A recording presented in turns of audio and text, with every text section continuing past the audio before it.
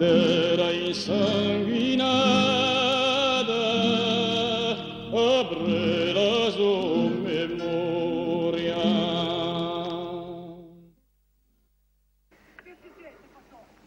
Deuxième sommation, et dernière, on va faire usage de la force.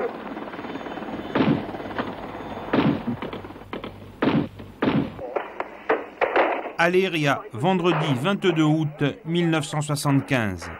Une journée qui marquera l'histoire moderne de la Corse. Une cave occupée par une vingtaine de membres de l'Arc, la réaction brutale de l'État, une fusillade de quelques minutes suffiront à bouleverser les 30 années à venir. Un coup de tonnerre qui n'est pourtant pas un épiphénomène. La colère gronde depuis des années. La revendication régionaliste puis autonomiste gagne du terrain, alimentée par le sentiment d'injustice accumulé depuis des décennies. Aléria, point d'orgue d'un affrontement inéluctable entre un État centralisé et une île à l'histoire tourmentée. Aléria qui clôture dans le drame une phase du mouvement revendicatif et ouvre dans le même temps une période de lutte et de troubles dont les effets ne sont toujours pas estompés aujourd'hui. Aléria, à partir duquel rien ne sera plus comme avant. C'était il y a 25 ans.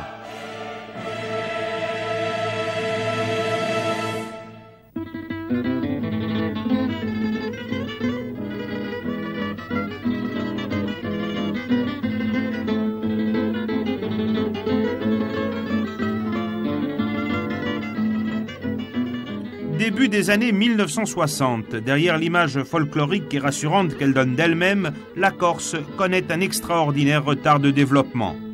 Un retard qui accentue cette idée bien ancrée chez ses habitants qu'on ne peut rien faire ici et que le salut est dans l'exil. En 1950, la Corse est littéralement endormie et totalement sous-développée, à telle enseigne que l'on se demande quelles sont les raisons profondes de ce bilan extrêmement négatif de la tutelle française. C'est donc à cette époque que l'État décide d'y remédier à sa manière. En lançant le plan d'action régional en 1957, il axe le futur développement sur le tourisme et l'agriculture.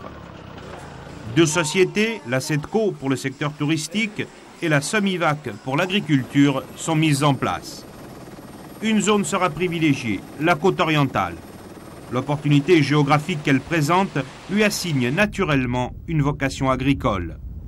Les travaux d'équipement peuvent alors commencer.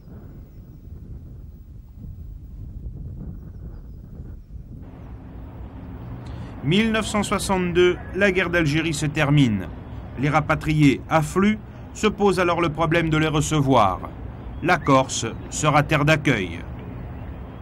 J'ai quitté l'Algérie en novembre 1963, après y être resté quelque temps pour essayer de récupérer le maximum. Et je suis venu en Corse après avoir fait un petit détour en France et essayer d'étudier les possibilités de réimplantation. Et je crois que c'est en Corse qu'on peut les trouver plus facilement. Oui, quelles sont les raisons précisément qui vous ont incliné à vous établir ici? Eh bien, d'abord une question climat. Il fait quand même plus chaud en Corse que ce continent. Et puis d'autre part, c'est sacré soleil, oui. Et puis d'autre part, les possibilités de culture ici étaient facilitées. D'abord par les droits de plantation de vignes qui étaient favorisés. Et ensuite, la configuration générale du terrain qui nous permettait de refaire peut-être ce que nous avions fait en Algérie. Il y a eu énormément de rapatriés qui se sont installés en Corse. Je ne dis pas qu'il ne fallait peut-être pas faire quelque chose pour ces gens-là. Il y avait un problème politique qu'il fallait peut-être les aider. Mais il ne fallait pas exclure et occulter complètement, comme cela a été fait, les autochtones. Alors là encore, les organisations syndicales de l'époque l'avaient tiré la sonnette d'alarme en disant au pouvoir public, faites attention, il y a des jeunes Corses qui sont là, qui souhaitent rester au pays, qui souhaitent travailler, hein, il faut leur donner les moyens, je dirais, et les facilités de s'installer. Là encore, peine perdue. On avait le sentiment qu'une certaine déperdition identitaire se manifestait et que si ce rythme fou de développement allait se poursuivre avec des taux de croissance tels qu'ils se manifestaient à ce moment-là, le souvenir que j'en ai, c'est que l'opinion aurait le sentiment qu'on serait définitivement noyé, entre guillemets, par une pression extérieure considérable. C'était une prise de conscience globale qui se manifestait selon la personnalité des uns et des autres à des niveaux divers. Le sentiment d'incompréhension puis d'injustice est renforcé par l'absence de dialogue avec l'État. La contestation est menée notamment par l'Azione per la rinascita di Agursiga, l'ARC, le principal mouvement autonomiste. Elle en est à ses balbutiements, mais tous les ingrédients d'une crise grave s'agrègent petit à petit. Les deux problèmes de la terre, aussi bien le tourisme que l'agriculture, sont dans le collimateur, sont un élément de contestation très fort, de rejet de la population aussi, dans le périmètre du FIMOB, et nous sommes sur ces problèmes depuis longtemps. Alors, qui vous rassemblez au sein de l'ARC? Ce sont des agriculteurs, mais il n'y a pas que ça, il y a aussi des commerçants. C'est quoi l'ARC? Non, l'ARC, bon, d'ailleurs, c'est curieux parce qu'il a été défini par la suite par certaines analystes de gauche comme étant une réaction de classe moyenne, de bourgeois qui voyaient le pouvoir leur échapper, donc qui réagissaient contre l'État. En réalité, l'ARC, c'était déjà le sentiment national, hein, c'était la corsitude qui nous faisait bouger. Parce que moi, j'habitais Bastia, j'étais médecin, mais mon père m'a élevé au village, donc c'est avec les références de mon village que je me battais, c'est pas avec les références de la petite bourgeoisie bastiaise auquel je n'appartenais pas. Les luttes écologistes contre les essais nucléaires dans l'Argentel, puis celles des bouts rouges dans les années 1970, accentuent le malaise. En côte orientale, les attentats contre les fermes de rapatriés se multiplient. L'État reste sourd. Malheureusement, c'était perçu plutôt comme quelque chose de folklorique. Un exemple parmi d'autres. Il y avait la fameuse affaire des bouts rouges. Dans les bouts rouges, qui réagissait sur le terrain?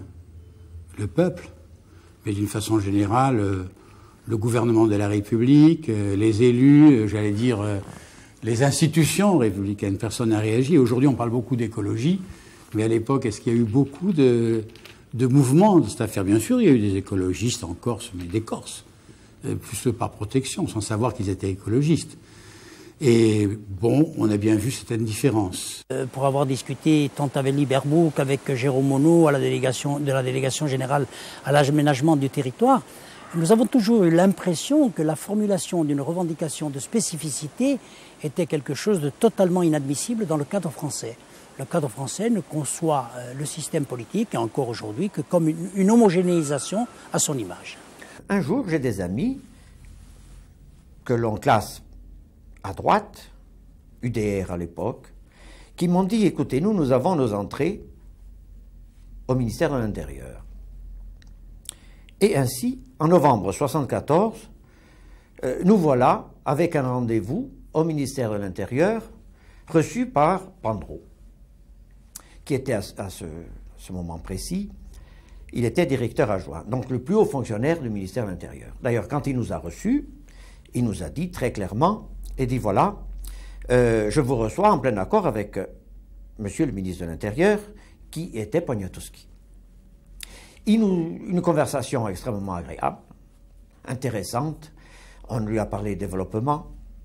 Lui, évidemment, nous a parlé de violence. Déjà, à l'époque, il dit il faut calmer la violence. Bon, vous savez, pour calmer la violence, il n'y a qu'une chose, c'est donner un espoir à des gens qui n'en ont plus.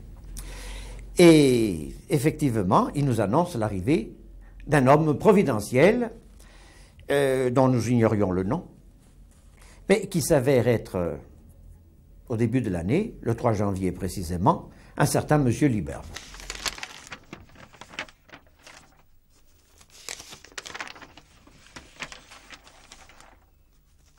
Le gouvernement m'a envoyé en Corse en tant que président de la mission interministérielle, mais surtout en tant que délégué au développement économique, c'est-à-dire en qualité d'expert économique, mis à la disposition des Corses, de l'établissement public régional de Corse, de l'administration corse, pour tenter de faire avancer et de résoudre les problèmes que pose le développement économique de l'île.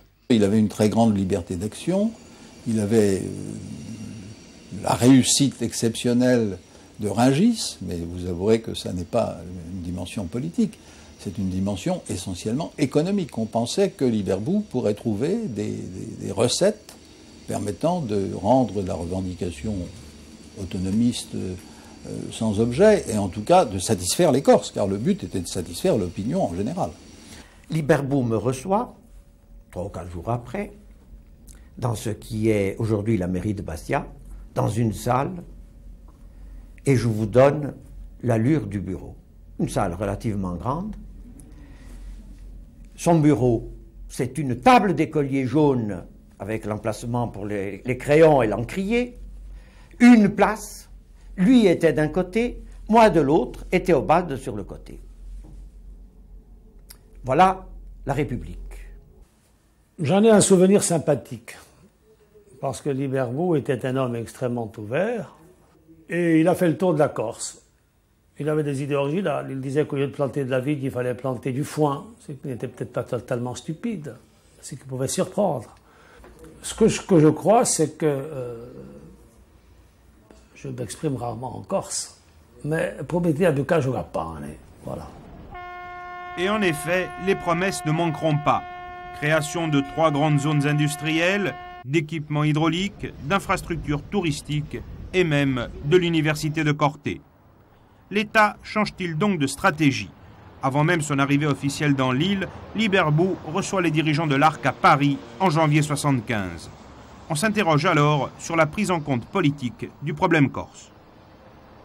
On était 6 ou 7, il y avait Paul Marxette, moi, Edmond, Michel Castellane, et il y avait Ségonde, qui était un ingénieur chez Matra, et il y avait je ne sais plus qui, enfin on était 5 ou 6 ou 7 là, et il nous reçoit en nous disant, il avait notre premier numéro d'autonomie qu'on avait sorti en 74, je pense, oui, en 74, sur la table, il dit voilà, je vais appliquer votre programme économique à fond, mais je ne touche pas aux institutions, c'est pas mon boulot. Et ce à quoi on lui répond immédiatement, si vous ne touchez pas aux institutions et à l'administration, vous ne pourrez pas réaliser notre programme. C'est pas possible. Dans le cadre du centralisme, vous n'y arriverez pas. Alors, il dit non, mais je vais y arriver, mais je ne suis pas là pour les institutions. Et on a commencé un peu à discuter, chapitre par chapitre. Et il nous annonce son plan. Son plan, c'est de dire, on va faire 3 commissions. Une à Bastia pour les affaires économiques, une à Ajaccio pour tout ce qui touche au tourisme, et une à Corté pour tout ce qui touche à l'université et à la formation. Et il nous demande de participer à ces tables rondes de préparation pour élaborer un programme suivant les objectifs d'autonomie. Au Palais Lantivy se tenait vendredi dernier l'une des plus importantes séances du Conseil régional, l'avant-dernière avant la bidépartementalisation, mais importante surtout car elle avait à débattre de la Charte de développement économique de la Corse, document fondamental pour l'avenir de l'île, document d'une 50aine de pages que présentait en ces termes le rapporteur général, M. José Rossi. Un très large consensus existe en réalité pour définir et mettre en œuvre une politique de développement qui puisse effectivement concilier, comme l'a dit le premier, M. Liberbou, les exigences du présent avec les valeurs fondamentales du passé. Je veux dire que c'est la première fois d'ailleurs qu'en France, une région exprime avec autant de force, autant de clarté, les données de la politique régionale qu'elle voudrait voir suivre par les pouvoirs publics. Cette clarté, cette unanimité, cette force fera que désormais on ne pourra pas dire on ne sait pas ce que veulent les Corses. Désormais on le sait. On le sait avec précision. On le saura aussi bien en Corse qu'on le saura sur le continent et les pouvoirs publics ne pourront pas l'ignorer. On a vu un espèce de bouillonnement au départ, etc. Mais au moment de la réalisation et des moyens, puisque son projet à lui, c'était je prends la mesure des choses et je réalise tout de suite ce qui est réalisable. Bon, là on s'est rendu compte que ça traînait, que c'était pas tout à fait ça, que les moyens ne suivaient pas.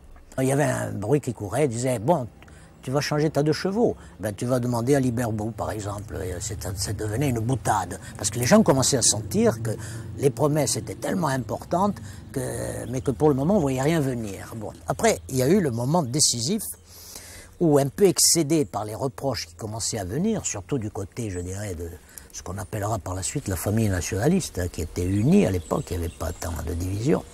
Le FLN n'était pas encore opérationnel. Et là, il y a eu la jeune chambre économique avec José Strombone, et auquel Edmond assistait, auquel il a dit, un peu excédé, même pas de 400 000 ou 200 000 Corses autonomistes ne feront changer le gouvernement au point de vue des institutions. Nous avions invité énormément de monde, enfin, comme d'habitude, la jeune chambre économique invitait tout le monde. Et c'est là que figurez-vous, j'ai l'ultime renseignement qui m'est donné à l'entrée de la salle par quelqu'un qui faisait partie de la commission, la fameuse commission, et me dit, voilà, je vous confirme, aujourd'hui, la mission n'a qu'un seul objectif, c'est de ne rien faire. Elle a en tout et pour tout, à l'époque on parlait en anciens francs toujours, 80 millions d'anciens francs de budget pour traiter la chose, pour arriver jusqu'à la signature de cette fameuse charte. Cette réunion devient assez vite agitée. Un certain nombre de gens s'empressent d'attaquer de front la politique qui est menée, entre autres Edmond Siméon, qui comprend qu'il n'était plus sur la bonne longueur d'onde et qu'il fallait rectifier le tir, et qui, évidemment, toujours un homme de pointe, a mis les pieds dans le plat. Ce 17 avril consomme la rupture avec la mouvance autonomiste. Malgré des déclarations officielles et des rencontres épisodiques avec les responsables de l'ARC, l'échec de la mission interministérielle est désormais patent. Les attentats de Giustizia Baulina redoublent, la contestation va crescendo. Le journal Arritti s'en fait l'écho chaque semaine de façon plus ferme. La presse nationale elle-même tire la sonnette d'alarme. La situation dans l'île, je l'apercevais très mal, parce que je constatais depuis longtemps déjà, depuis 1966, qu'il y avait une très grande détérioration. Et c'est là que j'ai mesuré l'impuissance des hommes politiques corses, qu'ils soient, j'allais dire, de Corse ou comme je l'étais moi-même, dans la mesure où il nous était difficile de faire entendre exactement cette évolution. Alors le gouvernement avait-il noté à l'époque une évolution négative de la situation? Un incident de cette importance, non, et en tout cas pas le développement qu'il a connu ensuite, parce que je considère qu'il y a largement de l'événementiel là-dedans et pas du tout des circonstances prévisibles. C'est dans ce contexte d'échec politique que va éclater le scandale du vin.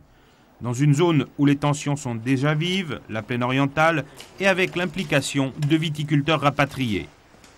Regroupés au sein d'une société, la Covirep, de riches exploitants agricoles de la région d'Aléria, tous pieds noirs, sont au centre d'un vaste trafic portant à la fois sur la fabrication du vin et sur une gestion financière frauduleuse. Produit en grande quantité, le vin est de piètre qualité et d'un faible degré. Pour le commercialiser, il faut donc en augmenter la teneur en alcool. Un moyen simple, chaptaliser, c'est-à-dire ajouter du sucre. Les Corses en bénéficiaient depuis que la Corse est Corse. C'était un avantage acquis et on n'en avait jamais abusé, jamais. Avec toute la floraison de caves particulières, nous savions, nous, qu'il y avait des caves qui faisaient jusqu'à 6 et 7 récoltes avec une seule récolte. Alors donc, suppression de la chaptalisation. En même temps que effacement de la dette pour certains qui justement avaient surchaptalisé. Et premiers effets, en 1972, premiers impayés à la Caisse régionale de crédit agricole. Nous apprenons l'histoire du scandale de la Covirep, c'est-à-dire cette société de financement de 5 ou 6 gros grossistes pieds noirs qui faisaient les mercuriales du marché corse, c'est eux qui décidaient du prix du vin, qui étaient des acheteurs de vendanges et qui faisaient du vin dans des caves, tous avaient de grosses caves. Et ils avaient des difficultés de crédit certainement, et tout d'un coup ils se sont lancés dans des opérations de cavalerie pour couvrir un peu leur déficit. Et ils ont porté en caution une partie des biens de terre. Donc il y avait risque de faillite et 1500 hectares de terre, de leurs caves et de leurs vignes en caution à récupérer. Le 30 avril 1975, la Covirep dépose le bilan avec un passif de 39 millions de francs. La découverte et l'effondrement du système de cavalerie bancaire menacent alors de ruiner de nombreux petits exploitants corses qui vendaient leurs récoltes aux négociants rapatriés. Le nom de Henri de Peille apparaît parmi les 5 pieds noirs mis en cause. Quand nous avons eu vent de ça, nous disons donc à Liberbou, voilà, là vous avez 1500 hectares, vous les récupérez, vous le prenez, vous les donnez à des jeunes Corses, et là on commencera à croire à vous. Et là vous avez matière à faire tout de suite. Ah bien sûr, il a bien noté, puis il est parti donc à Paris, et il a vu le directeur du Crédit Agricole, qui lui a dit mais je ne peux pas vous donner d'argent parce que d'abord il s'agit plus que ce que vous croyez, étant donné qu'il faut acheter les terres, mais il faut installer des jeunes agriculteurs. Et si vous installez des jeunes agriculteurs, il vous faudra beaucoup d'argent à prêter. Parce que les jeunes... Or, nous sommes en plein plan d'austérité de Fourcade, à cette époque-là, c'était le premier choc pétrolier, donc si je n'ai pas le feu vert du ministère des Finances, je ne peux pas. Alors il est allé voir Fourcade, et Fourcade lui a dit non, c'est pas possible, je ne fais pas d'exception pour la Corse, parce que sinon après, je suis obligé de faire l'exception pour d'autres.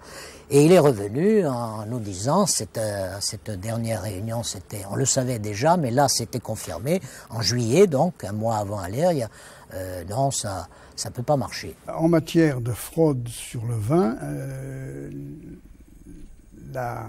l'attitude des autorités était répressive. Par contre, là, procès-verbaux, recherche de responsables de haut niveau, dont certains étaient peut-être un peu intouchables étant donné leur situation, mais il y avait là un malaise qui était ressenti par les Corses et qui était ressenti aussi par les pieds noirs. Malgré les réticences des syndicats agricoles qui s'inquiètent des conséquences pour les viticulteurs corses, l'ARC est décidé à agir. L'opportunité politique est trop belle. Elle tient là l'occasion de dénoncer la mise en valeur de la côte orientale au profit exclusif des rapatriés et le leurre que constitue à ses yeux la mission Liberbou. Des raisons internes expliquent également cette décision. L'action violente des mouvements clandestins et la pression des jeunes de la CSC de Nice, membres de l'ARC, imposent une clarification. Il faut tordre le cou à cette légende. Nous n'avions nullement besoin d'être poussés par des éléments plus jeunes, pour la raison simple, c'est que les jeunes, c'était quand même nous qui les formions, qui les sollicitions, qui étions pratiquement toutes les semaines à Nice avec la CSC, qui étions sur le continent avec des comités de vigilance, et que nous étions des gens déjà qui avaient connu les affrontements, les bouts rouges, etc. Donc nous n'avions pas besoin d'être poussés. Il n'était pas du tout prévu qu'ils y soient allés. Ils s'y sont trouvés parce que Edmond, quand il a vu l'armada qui était autour de lui, cette espèce de corps expéditionnaire, n'a plus du tout eu à penser qu'il devait y avoir tel ou tel militant. Il a fait face à une situation qui était pas du tout celle qui était attendue. C'était ridicule à ce moment-là de dire, bon, toi tu t'en vas, tu restes. Il n'y pensait même pas d'ailleurs.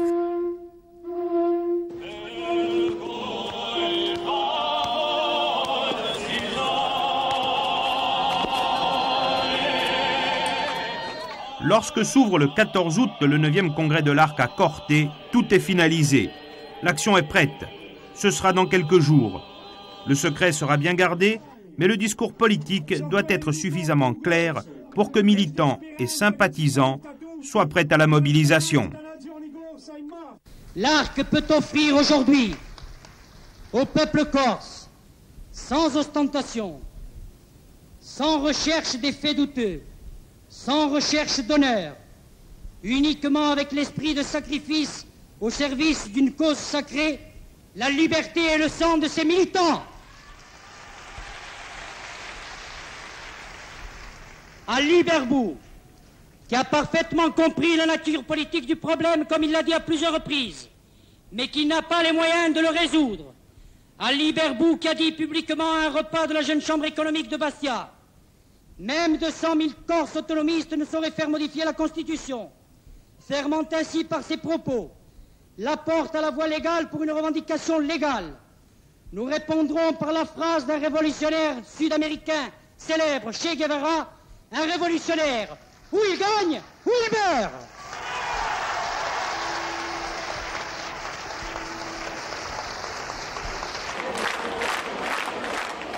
Un discours très dur parce que si on le resitue dans le contexte de l'époque, il ne fait que traduire les données qui sont en présence et aussi parce que nous pensons que nous allons nous engager dans une radicalisation extrêmement forte et qu'il est temps que les choses, d'autant plus que la presse internationale et nationale commence à s'intéresser à la question, qu'il est temps d'engager le fer, je dirais, dans un contexte fortement sensibilisé. L'ARC a essayé de reprendre en main ses troupes le 17 août à Corté par un grand manifeste, un grand rassemblement de monde. Et c'est là que le docteur Simeoni a eu l'imprudence de dire, et c'est ce qui nous a mis la puce à l'oreille, l'affrontement sanglant est désormais inévitable. Ce que j'ai traduit dans mon rapport au ministère de l'Intérieur un peu atténué, l'affrontement sanglant n'est pas exclu.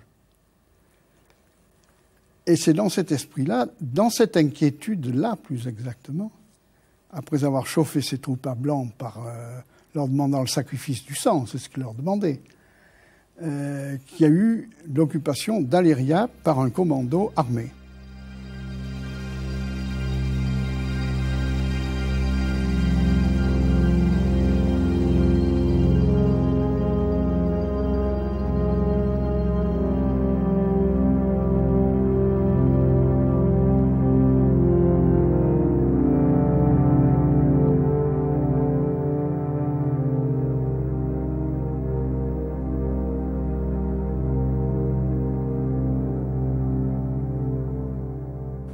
Mais nous partons la veille de Bastille, nous sommes 6. Nous dormons dans le fumeau la veille. Et très tôt le matin du 21, vers 5h30, 6h, nous nous rendons à Basille, qui était le point de rendez-vous. Et nous retrouvons une vingtaine environ, et des gens que pour la plupart, personnellement, je ne connaissais pas. À ce moment-là, on fait un dernier point. En gros, un scénario est imaginé et nous mettons en route pour la cave dans laquelle nous rentrons aux environs de 7h du matin, autant que je me souvienne. Moi, j'étais avec Edmond dans la voiture. Après, les autres ont suivi. On est arrivé, il y en a qui sont rentrés dans la cave. Moi, avec Edmond, on est rentré dans la villa. On a demandé aux gens de quitter les lieux. On a pris les gosses, on les a mis dehors, et après a commencé l'occupation de la cave. D'abord, on s'installe, on rassemble les fusils de chasse que nous avions emmenés, on les pose dans le bureau de M. Depeille. Détail significatif, derrière le bureau de M. Depeille, sur le mur, figurait une peinture représentant un petit arabe en burnous, et à côté de ce tableau, cloué au mur, un fouet mexicain. Rapprochement curieux. Ensuite, nous ouvrons les meubles, nous fouillons, tout. Il y a un ordinateur assez impressionnant déjà, à ce moment-là. Et puis, on consulte les relevés de banque et on constate que ce monsieur travaillait avec une douzaine de comptes, tous en rouge.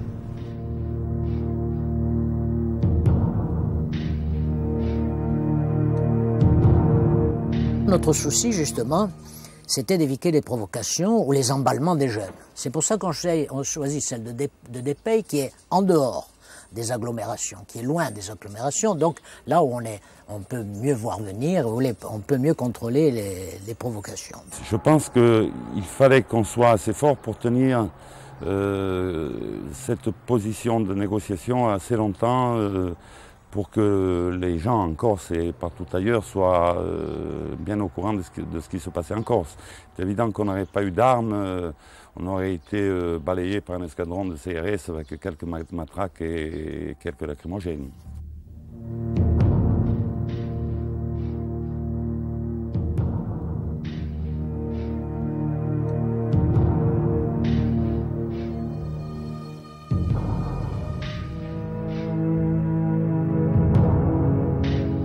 Il a averti les journalistes locaux, les journalistes continentaux, et moi je devais faire venir les socioprofessionnels qui étaient plus ou moins avertis, de façon à qu'ils prennent le relais de la dénonciation.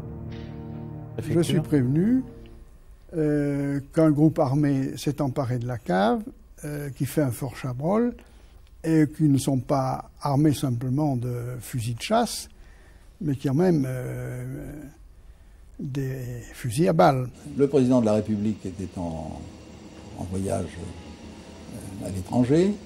Le Premier ministre était chez lui en Corrèze.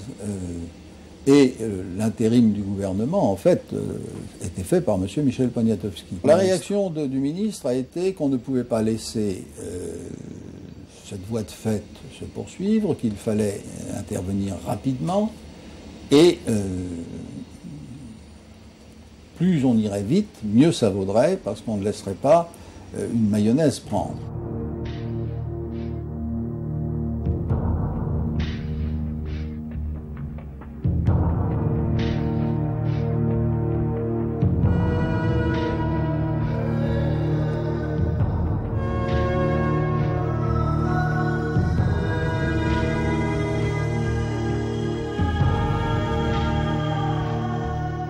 Nous prenons contact avec les autorités, nous les trouvons à la fois provocatrices par leurs déclarations, en particulier Poniatowski et les autres, par leurs mensonges, par l'outrance qu'ils utilisent dans les propos, par les objectifs qu'ils s'assignent, c'est nous mettre à la raison définitivement, et par la force.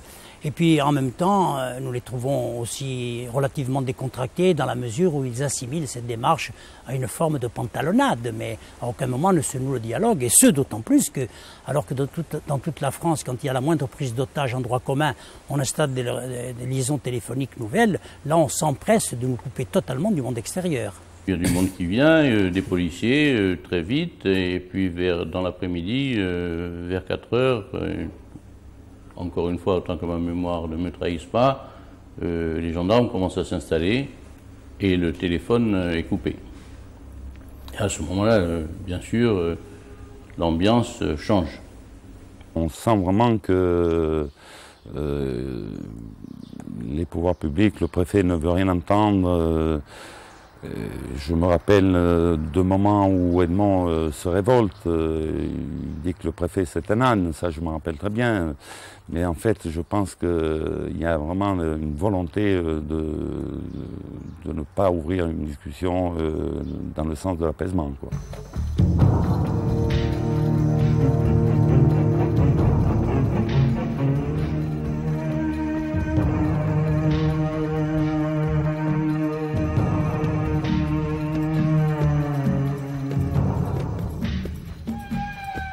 Le ministre a souhaité que l'affaire soit dénouée, ce qui prouve qu'il n'y attachait pas, qu'il ne considère pas qu'elle était d'une gravité exceptionnelle, par le sous-préfet de Bastia plutôt que par le préfet d'Ajaccio qui était assez loin et qui, en plus, avait des réunions importantes dans la journée et qui pouvait difficilement les différer. C'est donc le sous-préfet de Bastia qui a été chargé de conduire l'opération. La décision d'intervention, elle est prise immédiatement ou elle est prise le lendemain, le 22 août? Elle est prise dans le principe immédiatement, puisqu'on amène les moyens nécessaires, et l'ordre d'exécution n'est venu qu'au moment où ça s'est passé, c'est sûr. J'ai fait amener sur place, en accord avec le ministère de l'Intérieur, des forces de police et de gendarmerie telles que une action armée était impensable. La disproportion était trop forte.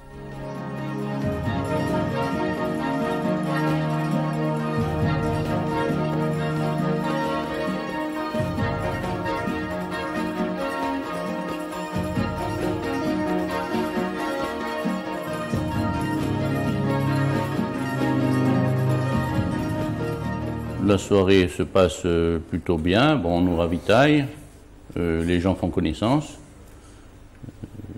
Il y a surtout des gens du Niol, du Fiumorbe, ou puis de la région de Bastille.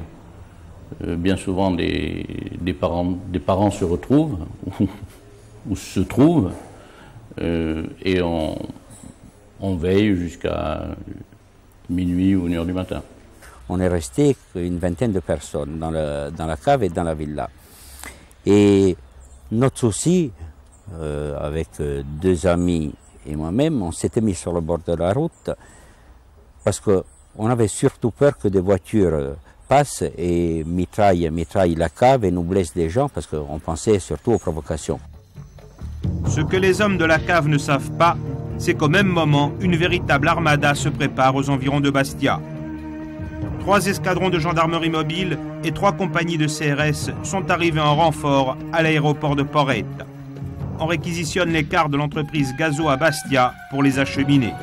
Des centaines et des centaines d'hommes font mouvement, direction Aligre.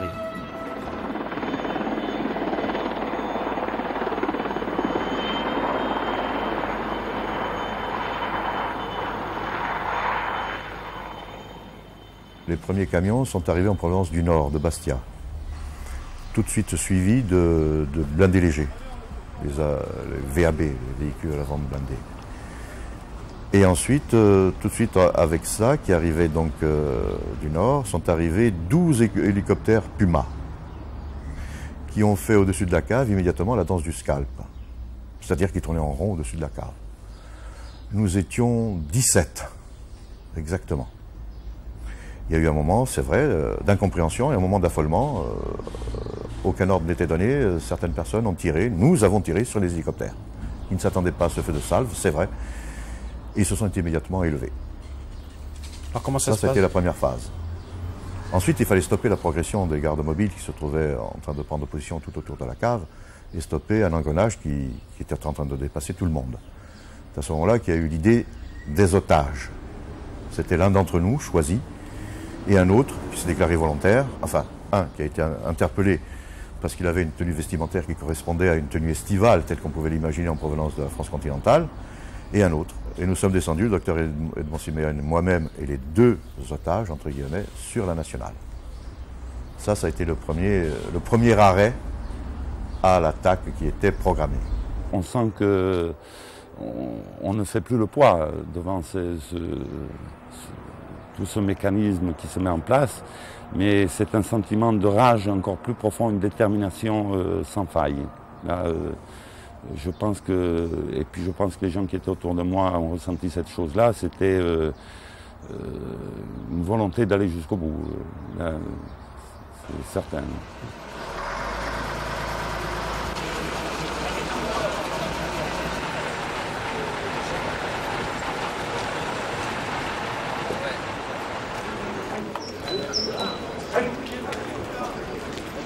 Il y a eu des contacts, oui. Il y a eu des contacts, il y a eu des allées et venues, il y a eu tout un tas de monde qui est arrivé, il y a eu des journalistes, il y a eu de la presse nationale, il y a eu de la presse internationale. Oui, ça c'est terriblement, disons, c'est devenu vraiment très intense. J'avais pris contact avec le préfet Gilly pour lui faire part de mes réserves, de mes incertitudes.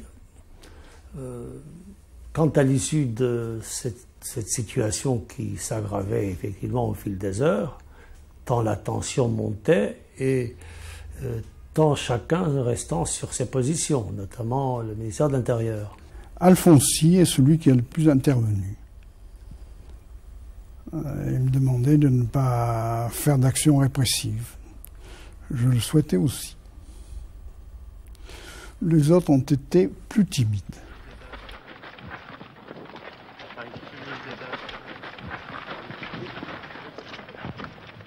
L'atmosphère n'était pas la discussion, le dialogue. Je crois que la volonté du gouvernement de l'époque, qui était un gouvernement que je soutenais, puisque j'étais le secrétaire général du parti du président, c'était pas la discussion.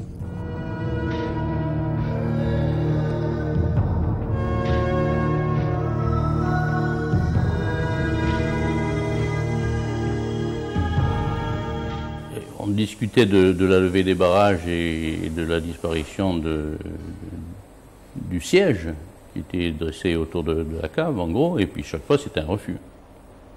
Jusqu'au milieu de l'après-midi où on nous propose simplement de déposer nos identités et les munitions et de quitter la cave sans autre forme de procès, ce que nous refusons.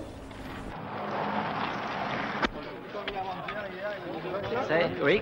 Le téléphone sonne et c'est Pognat et il me dit viens tout de suite. Je dis comment il dit viens tout de suite parce que ton renseignement était bon. Ce qui voulait dire que c'était vrai qu'il y avait des jeunes hommes qui, à Bastia ou dans les environs, s'armaient en réaction à l'action de la gendarmerie. Je suis arrivé au ministère de l'Intérieur où je retrouvais donc son directeur de cabinet, un sous-préfet et lui-même qui était en bras de chemise, si je puis dire, c'est-à-dire sans veste. Alors j'ai dit qu'est-ce qui se passe? Alors il m'a dit oui, mais de toute façon c'est trop tard, il faut que force reste à la loi et à la République, etc. Et donc j'ai donné l'ordre d'intervention. Puis à un moment donné, j'ai entendu un « Oh ! Ouh! Oh !» J'ai dit « Qu'est-ce qu'il y a ?»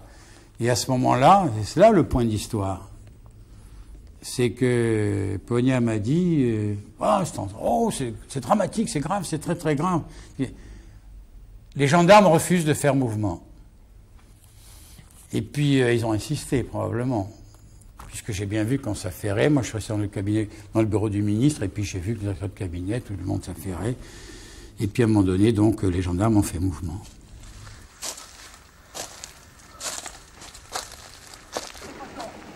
Deuxième sommation.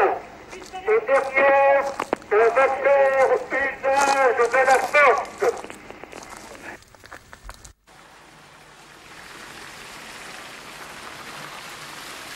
L'usage de la force va être employé à l'aide de grenades lacrymogènes. Après la troisième sommation, il y a un tir très nourri de gaz lacrymogène. On n'y voit pas 1 mètre. Et c'est dans ces conditions-là que les gendarmes montent à l'assaut. Ils partent d'à peu près 80 mètres de la cave, dans la fumée et des gaz, et en tirant. Et nous ripostons. Nous sommes noyés de lacrymogène. Hein. Ça veut dire que bon, on tire, on pleure, on s'essuie les yeux. Quelques-uns se cachent, mais il n'y a pas de panique. Et ensuite, très vite, nous entendons les cris de Piero Susini qui est blessé au pied. Et très vite, elle m'en sort en agissant un drapeau blanc pour demander le cessez-le-feu, ce que les gendarmes acceptent, puisqu'eux aussi ont déjà un mort et plusieurs blessés, dont un qui fera le deuxième mort. Il y a eu une accalmie parce que je pense que les forces de l'ordre ne s'attendaient pas à une réponse aussi virulente, donc il y a eu un mouvement de repli chez eux. Et je pense, et c'est à mon avis la chance que nous avons eue, une ambulance est engagée pour récupérer des gendarmes qui étaient à terre et des journalistes se sont engagés en même temps qu'eux et sont rentrés à l'intérieur de la cave. Personnellement, je pense que c'est ce qui nous a sauvés. Ça a empêché le deuxième assaut qui aurait été décisif. Quoi.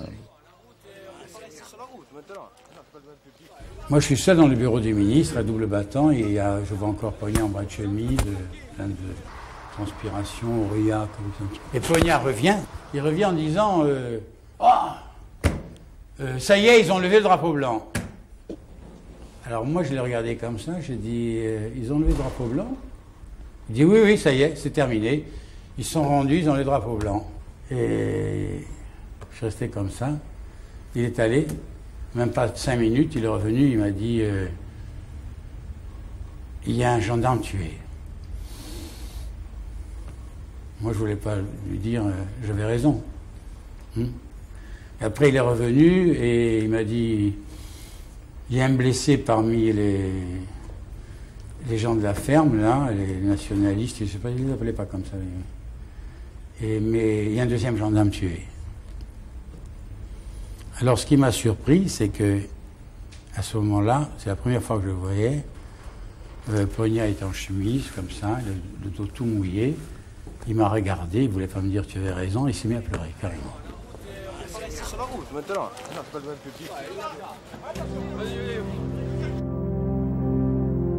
La reddition d'Edmond a tout de suite provoqué une division du groupe. Je pense qu'il y a des gens qui ne voulaient pas que Edmond se rende, à aucun prix d'ailleurs.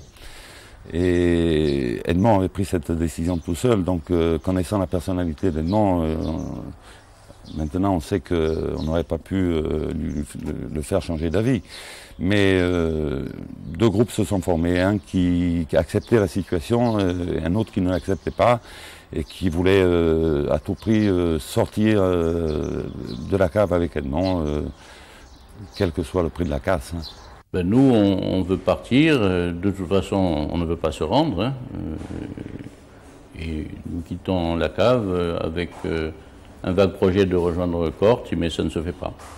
Et l'idée nous vient d'utiliser le camion qui était garé dans la cour. Et à ce moment-là, on se retrouve une vingtaine sur le camion, un militant prend le volant et on s'en va en chantant aux colombes et en tirant des coups de feu sous le nez des gendarmes, dont beaucoup pleurent. On les voit pleurer.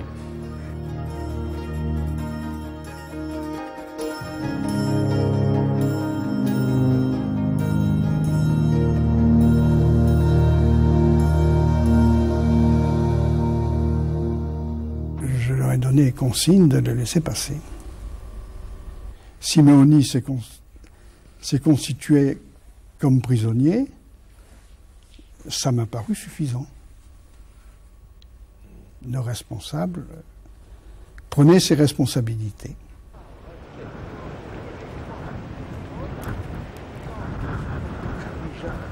Il est près de 20 heures, tout est terminé. Les militants de l'Arc rentrent chez eux ou se cachent. Les troupes rejoignent leur casernement, tandis qu'Edmond Simeoni est transféré au camp de Borgo avant de rejoindre Paris. On se trouvait avec un clash énorme sur les bras qu'il fallait gérer, un leader qui était en prison et des dizaines de types qui étaient au maquis. Parce que tous ceux qui ont fréquenté la cave ont pris la poudre d'escampette, se sont mis hors de vision, quoi. Alors nous, on subodore qu'elle peut arriver, cette dissolution. Donc on déménage le local avec les papiers, etc., avant qu'elle ne soit effective. Effectivement, nous la prenons le mercredi. Mais il faut se mettre dans l'ambiance d'une dramatisation, d'une tension avec la première fois un leader nationaliste qui est emporté par les troupes sur le continent. C'était la première fois que ça arrivait. Tout ça, ça crée un choc absolument extraordinaire et il y a une tension terrible.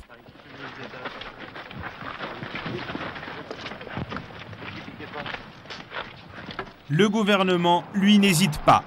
Le mercredi 27 août, l'Arc est dissout en Conseil des ministres. Le soir même, l'émeute éclate à Bastia. Un CRS est tué.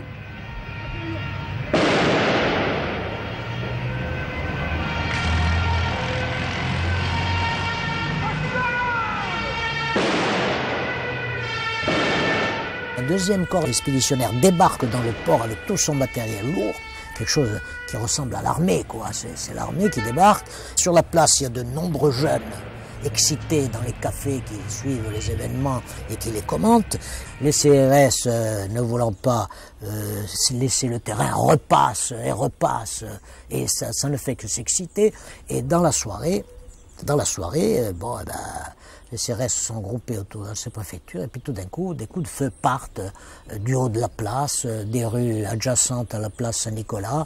Il y a un ou deux CRS qui tombent, il y a des blessés, c'est la panique, ils ripostent avec leurs mousquetons et puis on a une espèce de nuit insurrectionnelle, spontanée qui est née là-dedans. J'ai reçu l'ordre d'ouvrir le feu.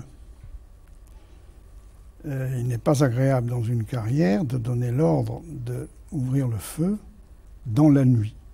J'ai donné l'ordre d'ouvrir le feu uniquement sur les points d'où venaient les éclats de départ de fusil. Ça a arrêté tout de suite. Mais les descentes de police qui ont suivi dans la nuit n'ont pas permis d'arrêter qui que ce soit.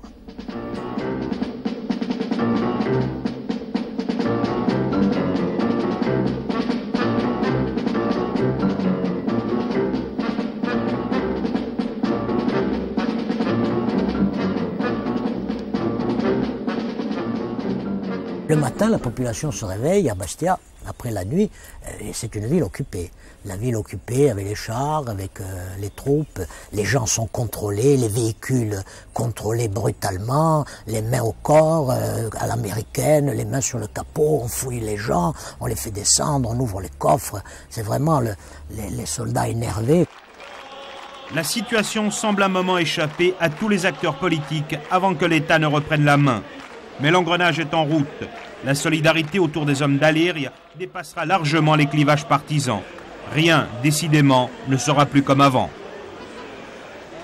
Les heures qui ont suivi Aléria sont absolument importantes, peut-être même plus que l'action elle-même, je veux dire, parce que moi j'ai grandi dans ce village où j'ai entendu pendant des heures des anciens parler de la résistance contre les Allemands et les Italiens. On parlait du bataillon de choc qui était cachée dans une grotte, mais personne ne savait vraiment pas où elle était. Et je peux vous dire qu'elle existait, le soir même, on nous y a amenés et on nous a cachés là, avec toute une logistique qui s'est mise en place, de ravitaillement, des gens qui marchaient la nuit pour nous rejoindre, pour nous donner des informations. Il y avait là un sentiment de révolte, un sentiment de résistance.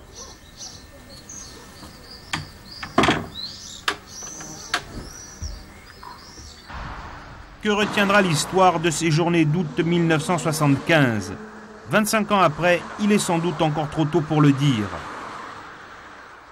Quant aux hommes qui y ont participé, dans un camp ou dans l'autre, chacun d'entre eux tirera à sa manière et avec le recul les leçons d'une rupture.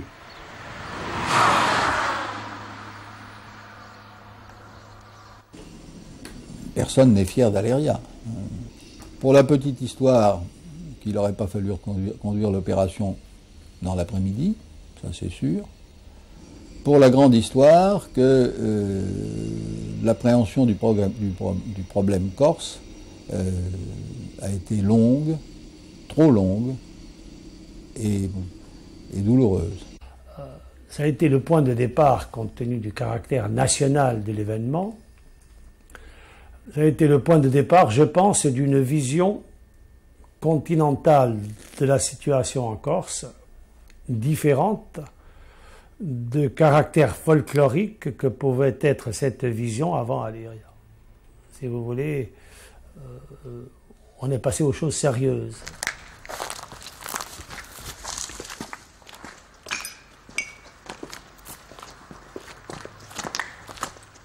La Corse n'a jamais abdiqué son droit à la liberté à être elle-même. Donc ça s'inscrit dans le droit fil historique d'une revendication, à mon avis, qui est multimillénaire de liberté, quoi. C'est une dignité retrouvée. On s'est opposé à la machine politique qui était en place, qui a fait des ravages en Corse, on le sait maintenant, parce que ce qu'Aléria a apporté à la Corse, on le saura beaucoup plus tard, ça appartient à l'histoire, mais c'est sûr que ça a changé les choses dans le bon sens, je pense. Si c'était à refaire aujourd'hui, vous referiez Aléria ? Sans problème.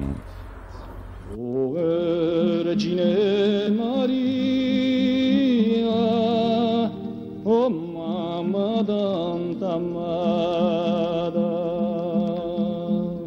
venite a l'urinforo su la voce sotterrata, venite a l'urinforo su la voce sotterrata.